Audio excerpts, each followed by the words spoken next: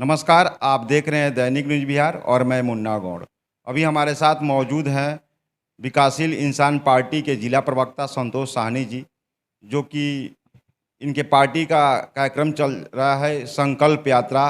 आरक्षण के मुद्दे पर, निषादों को आरक्षण के मुद्दे पे हम इनसे जानना चाहेंगे, तमाम मुद्दों पर बात करेंगे। सर, दैनिक न्यूज़ बिहार में आपका स्वागत। बहुत बहुत धन्यवाद। आपने कम से कम एक निषाद का बच्चा को कम से कम आपको ये अवसर दिया मिलने के लिए, बात करने के लिए, इसके लिए लाख लाख धन्यवाद आपको।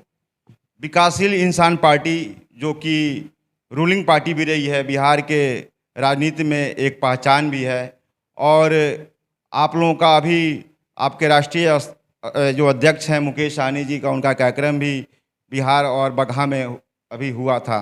तो आप लोगों का ये कार्यक्रम जो हो रहा है, किन मुद्दे पे आप लोगों का कार्यक्रम हो रहा है?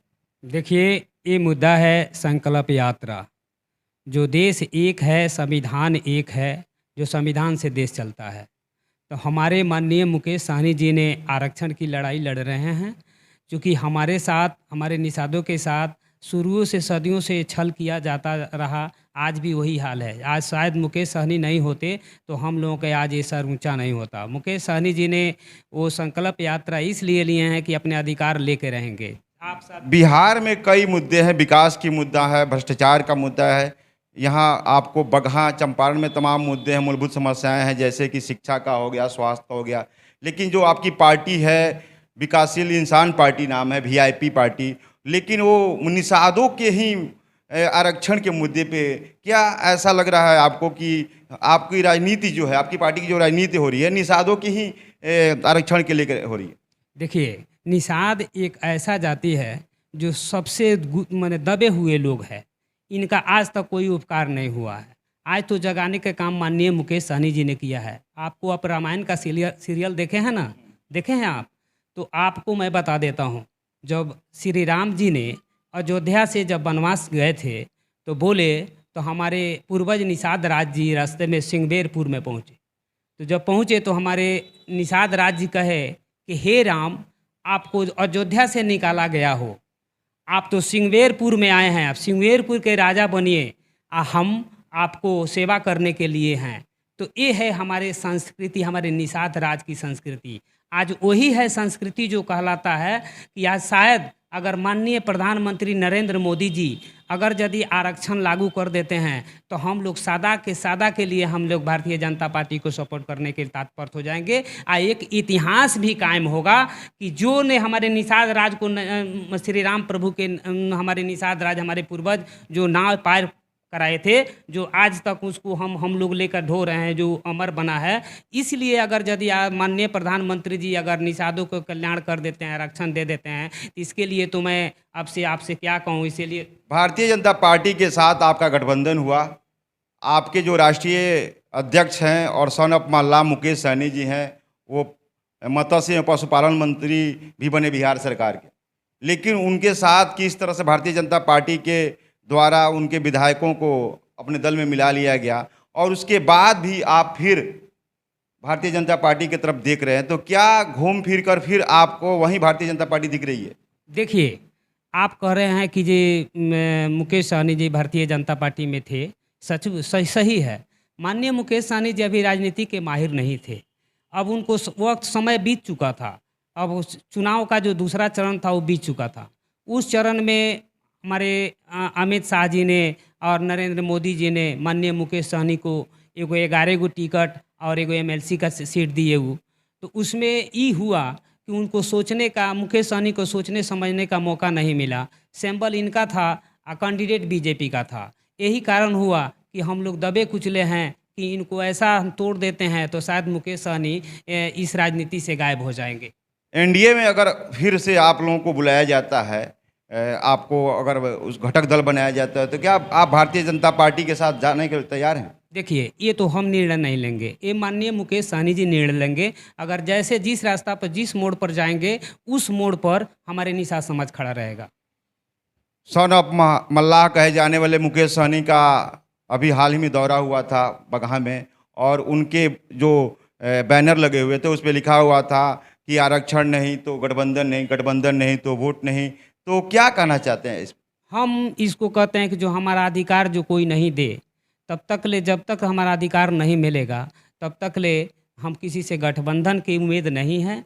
जब गठबंधन नहीं होगा, तो हम किसी के साथ हम जाएँगे नहीं, जो हमारा सुनेगा, हम उसको सुनेंगे। तो क्या ये माना जाए कि आप लोगों की जो पार्टी है विकासशील इंसान पार्टी, उसकी जो राजनीति है वो मल्लाहों के इर्द गिर्द घूम रही है? देखिए, एक मलाह की बात आप कर रहे हैं। मलाह तो मेरा परिवार है। कहने का मतलब देश में गरीब कोई जाति नहीं होता है। चाहे ब्राह्मण हो, चाहे राजपूत हो, चाहे हर कास्ट के लोग, हर कास्ट में गरीबी होता है। ये कोई ज़रूरी नहीं है कि एक निषादे के लिए हैं। वो सबको अगर सरकार कल्याण करती है, वो गरीबों के लिए, तो इसीलिए बहुत-बहुत धन्यवाद होगा। बिहार में तमाम पार्टियां राइज कर रही हैं। जन स्वराज पार्टी, जो कि आपके वो जो प्रशांत किशोर जी हैं, लगातार जनसंपर्क कर रहे हैं। उनका चंपारण यात्रा भी हुआ था, पतलार में उनका कैंपिंग भी हुआ था। लेकिन वो जो बात करते हैं या अन्य पार्टियां बात करती है, तो विकास की बात करती है, भ्रष्टाचार की बात करती है, रोजगार की बात करती है, शिक्षा की बात करती है, स्वास्थ्य की बात करती है। लेकिन ऐसी एक पार्टी आपकी है जो कि लगातार सिर्फ निषादों की आरक्षण की बात करती है। क्या आप लोगों को विकास, मतलब बिहार के अंदर विकास के मुद्दे पर आप लोग बात नहीं करते? ऐसा क्यों? देखिए, सबसे पहले जो घर का मुखिया होता है ना, अपना परिवार सँभलता है। जब परिवार जब सँभल जाएगा ना, तो आगे पर हमको जाने का मौका मिलेगा, रास्ता मिलेगा। किसी से के साथ हमको बोलने का, माने बोलने का और मिलने का मौका मिलेगा। सबसे पहले अपना घर को सँभालना पड़ेगा।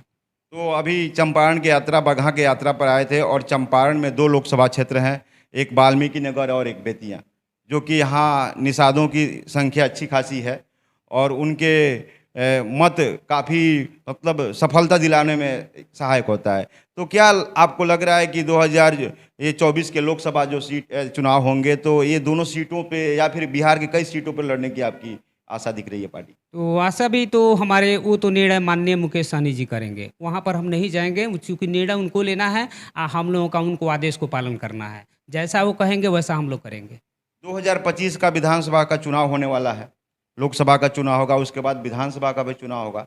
तो क्या उसमें आपको ऐसा लग रहा है कि एक INDI, एक जो कि कांग्रेस और RJD JDU और तमाम दलों के संगठन से बना हुआ दल है, तो क्या आप NDA की तरफ जाएंगे कि INDI की तरफ जाएंगे? इस पर हम कहें ना, ये तो निर्णय लेना माननीय मुकेश सहनी जी का करना है। वहाँ तक हम नहीं सोच सकते हैं।